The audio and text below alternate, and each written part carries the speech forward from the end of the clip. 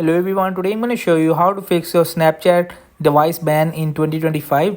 There is a free solution for you. So number one is that you will just open the App Store on your mobile device and make sure your Snapchat is updated on the latest version, and you will just simply update this version.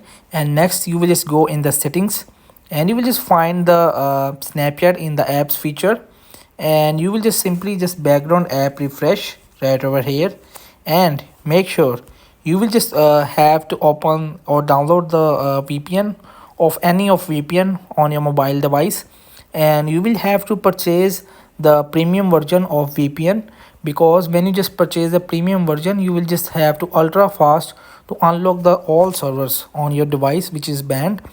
And the last, contact with the Snapchat support, and you will just select your region of the device ban, and you will just appeal for the unban your Snapchat device.